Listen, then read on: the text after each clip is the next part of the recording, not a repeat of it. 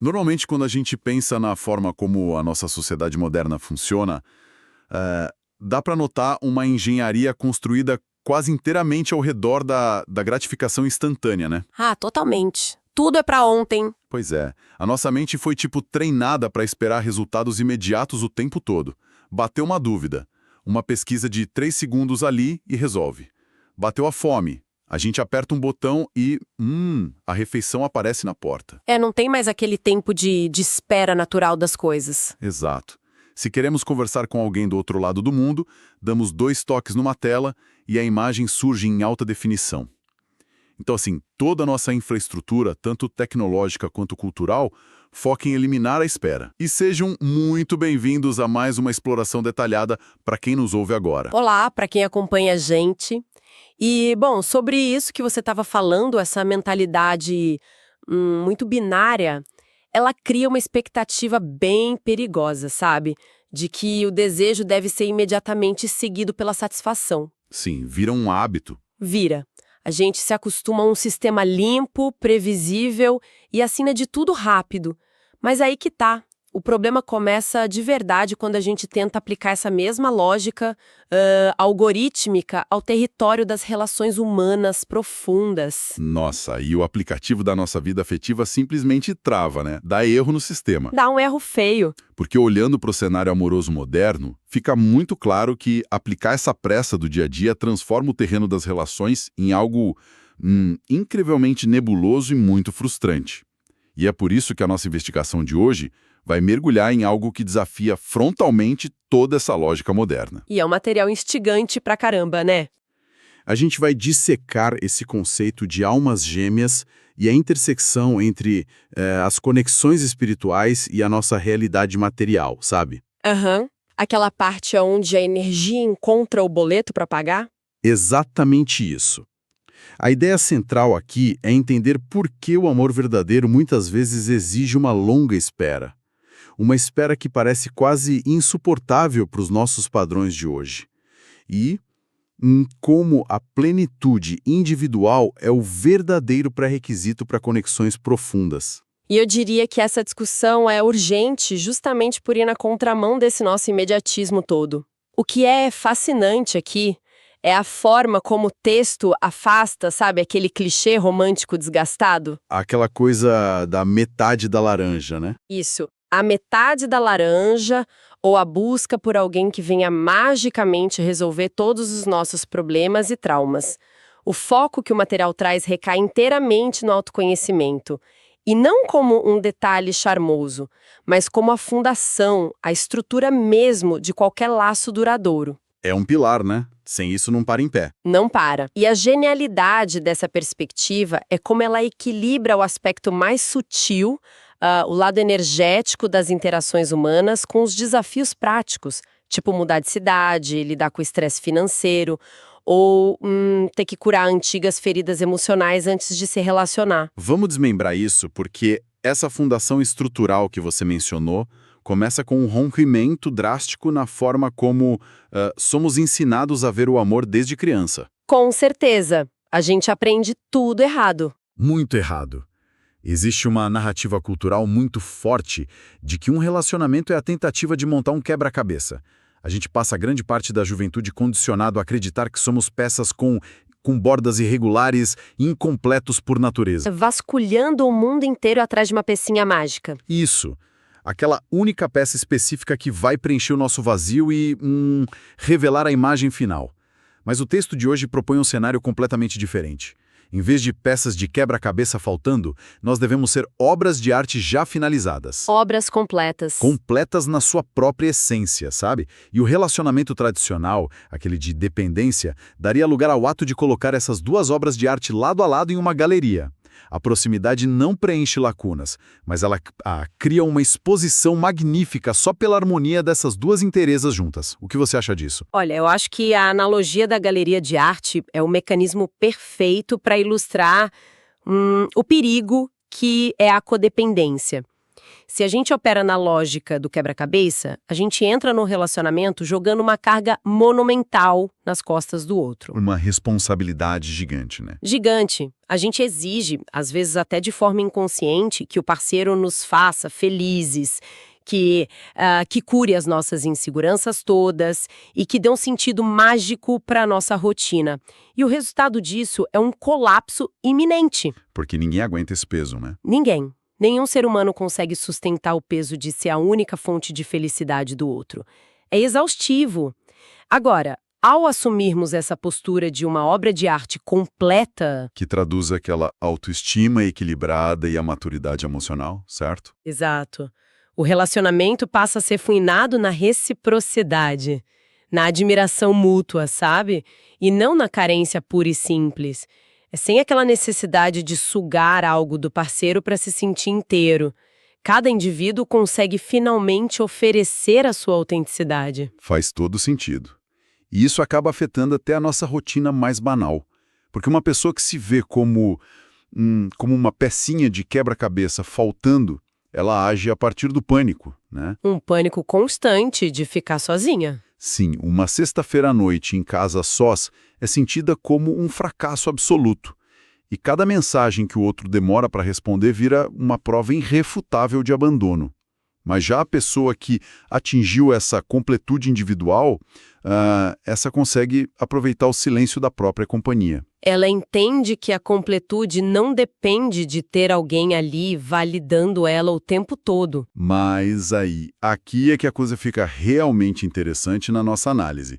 Porque se a pessoa atinge essa plenitude, se a obra de arte já está serena e muito bem exposta ali na sua galeria interna, qual é o mecanismo que atrai essa conexão tão especial? Como rola esse encontro? A exploração dessa ideia no texto leva a gente para uma mensagem muito profunda.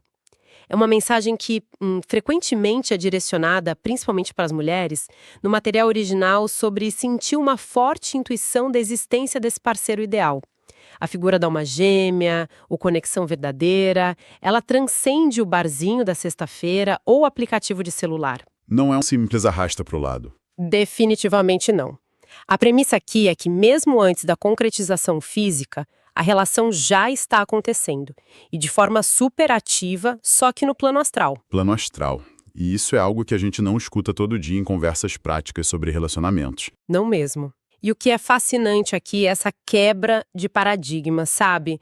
Na compreensão estritamente materialista de como as pessoas interagem. O conceito sugere que existe um espaço de frequência superior, um lugar onde os nossos pensamentos, as intenções e emoções já se reconhecem e se alinham. Mesmo em silêncio. Mesmo em silêncio. A energia dessa relação passa a vibrar em sintonia meses ou até anos antes de haver um primeiro aperto de mão no mundo físico. A preparação interna de cada um já começa a movimentar a realidade ao redor. Caramba, trazendo isso para o nosso vocabulário mais digital, é como se fosse assim... um download em segundo plano acontecendo no nosso computador, sabe? Nossa, excelente analogia. Como assim? Imagina aquele arquivo imenso, super pesado, que carrega todo o software de um relacionamento profundo. O download foi iniciado lá atrás. Os pacotes de dados estão descendo da nuvem e se reconectando nas profundezas da máquina. Tá processando lá no fundo. Mas a interface física, que é a nossa tela do dia a dia, a nossa rotina, ainda não mostra nada além de uma barra de progresso invisível. A gente não pode clicar no arquivo ainda. O sistema operacional da nossa vida material precisa terminar o processamento, preparar a memória RAM e fechar aplicativos antigos antes de conseguir rodar esse programa novo. Eu adorei essa visualização do sistema operacional. Ela explica com uma precisão incrível o que significa nutrir esperança por alguém que ainda não tem um rosto físico, nem endereço no nosso mundo tangível. Porque parece loucura, né? Ficar esperando alguém que você nem sabe quem é direito. Parece, mas a conexão já tem uma dimensão energética autônoma rodando. Os pensamentos e a postura íntima da pessoa já estão, moldando o espaço para que a relação aconteça. E entender essa dinâmica exige que a gente pense, e eu pergunto isso de forma retórica para quem nos ouve. Manda. O que significa, de fato, nutrir esperança quando a conexão existe apenas nessa comunicação energética dos corações? Sabe, como sustentar essa tranquilidade? A resposta é compreender que estar solteira ou solteiro não é uma sala de espera estéril no consultório da vida. Esse momento é, na verdade, a fase inicial e invisível do próprio relacionamento. É a fundação sendo batida, né? O desafio, claro, é que viver nessa fase invisível costuma gerar um atrito gigante com as nossas ansiedades. Ah, claro, a gente quer ver o arquivo logo na tela. Pois é. Saber que o download está acontecendo lá no segundo plano, mas acordar todo dia com a tela em branco traz uma dúvida muito incômoda. E aí eu te pergunto, por que toda essa demora, sabe? Por que demora tanto para materializar no plano físico?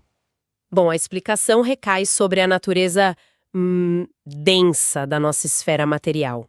A vida real impõe o que o texto chama de filtros do atraso. E a gente tem que lidar com eles em duas frentes, que são a frente externa e a frente interna. Certo. No campo externo a gente fala da logística bruta da vida, né? Isso, a logística brutal mesmo, tipo uma crise familiar inesperada que suga sua atenção, ou a necessidade de mudar de cidade por causa do emprego, ou até aquele período de exaustão no trabalho que não deixa espaço para mais absolutamente nada. E os filtros internos? Esses são os piores, eu imagino. Ah, os internos são invisíveis, mas são ainda mais espessos.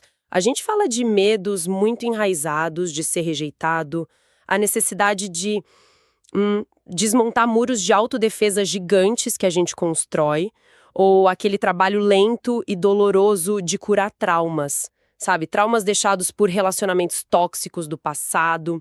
Mas, olha, eu preciso fazer um papel de advogado do diabo aqui, porque isso gera um questionamento provocativo para mim. Pode falar. Espera um pouco. Justificar toda essa demora com essa ideia de o momento certo não seria apenas uma desculpa romântica por uma relação que simplesmente não está fluindo? Sabe, a gente não corre o risco de criar desculpas grandiosas para interações que estão mortas por falta de atitude? Olha, se conectarmos isso com a visão geral do texto, a gente percebe que a linha que separa a desilusão do preparo genuíno é fina, mas é muito clara. Porque o falso momento certo paralisa a pessoa. Ela fica ali estagnada, esperando o universo resolver tudo por mágica. Fica sentada no sofá esperando a campainha tocar. Exato. Mas a premissa real do material é que esses obstáculos não são punições, eles são moldes e degraus. Eles exigem trabalho duro constante. Os atrasos genuínos são períodos de intensa transformação interna. Eles preparam os corações. Tem que ter movimento, né? Ação. Muito. Pega o exemplo da cura de uma ferida antiga. Se uma pessoa tem um trauma de abandono, a reação padrão dela pode ser um ciúme doentio ou um distanciamento frio quando surge o primeiro conflito. Se o encontro físico acontecesse antes de o trauma ser curado, o comportamento defensivo destruiria essa relação linda em semanas. Nossa, é verdade. A relação não teria sustentação nenhuma. Nenhuma. A dificuldade e as crises são o treinamento. É um treinamento para suportar a força do amor verdadeiro. Sem curar feridas ou amadurecer no trabalho, a relação implodiria. A gente precisa dessa resistência para aguentar a voltagem elétrica de um amor assim. Então, o que tudo isso significa na prática? Porque assim, diante de tantas barreiras e demoras para baixar esse arquivo, como a gente sabe que não está esperando em vão? Sabe, tem algum sinal, algum indício material de que o rumo está certo, já que o processo é todo invisível? Tem sim, e o texto traz isso de uma forma muito bonita. É aí que entram as sincronicidades universais. Não como mágica ou delírio, mas como coincidências aparentemente inexplicáveis que funcionam como âncoras. Elas atuam como estrelas-guia, confirmando o caminho. Como se fossem letreiros luminosos numa estrada toda escura. Perfeito, pequenas confirmações de que as engrenagens continuam girando no silêncio. E para lidar com essa espera, a recomendação central é cultivar a serenidade e a fé. Mas veja bem, não uma crença cega, mas uma confiança firme de que há um sentido na espera. A fé funciona como um farol contra as ansiedades do dia a dia. É engraçado, né, como a paciência é rara hoje em dia. E abraçar essa espera, sem a rede de segurança das garantias imediatas, Parece loucura para muita gente que nos escuta. Qual o valor prático dessa espera toda, afinal? O valor prático é que a espera constrói raízes profundas. Lembra da paciência? É durante esse intervalo chato, esse atraso logístico todo, que se aprende a apreciar os pequenos momentos. A pessoa desenvolve uma capacidade de reconhecer a presença sutil do outro e de si mesma. É como uma árvore fortalecendo a raiz no inverno para não cair na tempestade da primavera. E é um teste de fogo absurdo, mas aí, quando finalmente as circunstâncias externas e os tais filtros internos se alinham, qual é o resultado no mundo material? Rola o encontro físico. E aí? Aí ocorre a manifestação física. E o material foca muito em como a concretização desse sonho leva a um compromisso formal, como o casamento. Mas não só a festa, né? Não, longe disso. O texto enfatiza que o casamento não é só uma cerimônia social ou uma mudança de status. Ele é a expressão máxima, a materialização de uma união emocional e espiritual que já rolava.